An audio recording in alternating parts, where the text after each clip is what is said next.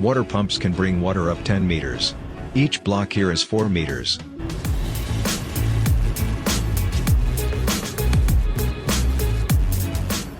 The lower fluid container is filling. I'm deleting this pipe here to force water up instead of into the container.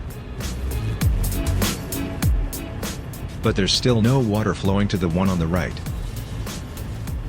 So let's add an Mk1 pump here at the bottom.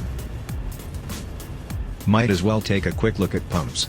Mk1 pumps need 4 megawatts of power and give 20 meters of head lift, while Mk2 pumps need 8 megawatts and give 50 meters of head lift.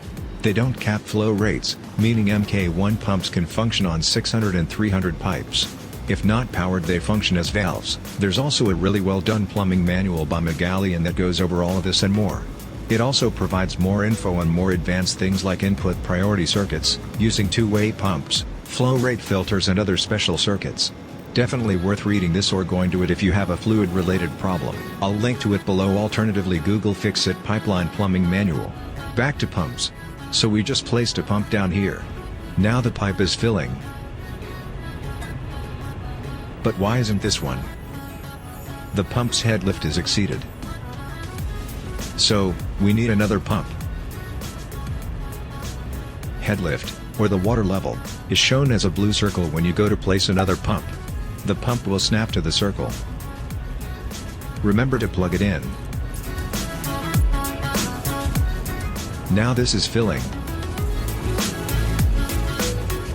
I'm gonna delete this like I did last time to force the water up the pipe instead of to the container. Let's add some more pumps.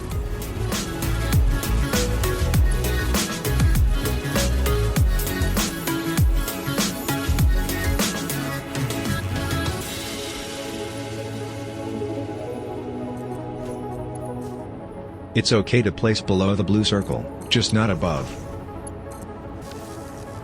Now let's check the pumps. Notice the head lift meter is increasing as the water rises in the pipe.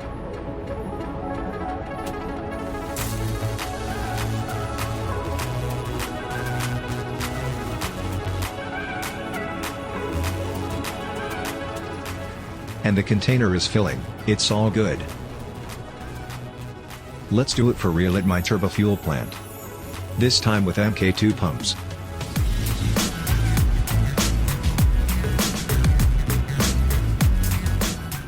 Let's start by placing one at the bottom again. Look for the blue circle for the next one. Remember to plug them in or they're just expensive valves. There's another circle, so we need one more. I'm gonna place it a little lower though. Remember, this is fine as long as I'm not above the blue circle. And the pumps look good.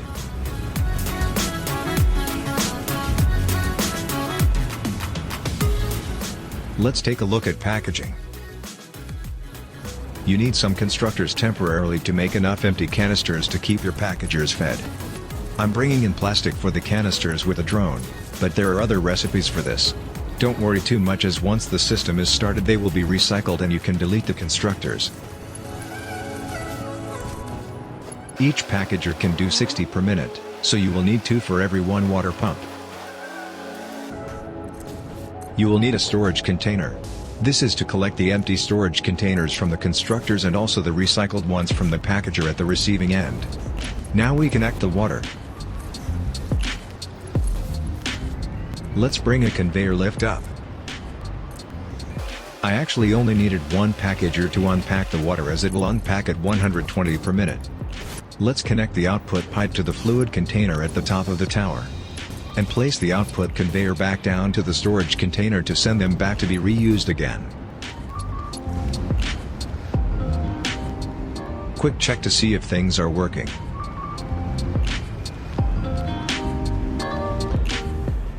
Packager looks good. This is plenty. You only want it to be half full or so. This is so there's enough room in the storage container to fit the recycled empty containers from the top. So it's safe to delete the constructors. I went and fixed the receiver since we only needed one, and it seems to be working. Now let's look at trains. I'm just building a station and a fluid platform. There are much more elegant ways to get tracks to go up, but I'm just going to do this quickly. Trains are great when you need to move a large amount of liquid very high or very far. You can also combine the packager technique and instead use freight cars, as this will actually move more liquid than fluid cars can. Satisfactory tends to reward you for more complex production. But for a lot of needs, just using fluid cars with trains will allow you to do a lot while skipping the whole packaging step. You can increase capacity by just adding more cars and trains. Now it just needs a good name. Connect your water source to the fluid platform and make sure it's set to load. Set up your stations and make sure the receiving station is set to unload.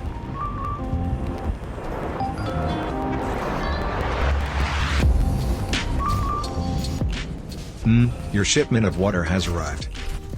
Delicious. And water's coming in. When using trains, it's good to offload to fluid containers. You can use 2 to increase throughput to be between more than 600, but it will always be less than 1200 because the platforms stop output when unloading a train. As long as what you're supplying in the path of the pipe is below this, you shouldn't need any pumps. Think that's all the main stuff to know for getting fluids up. Thanks for watching. Stay efficient.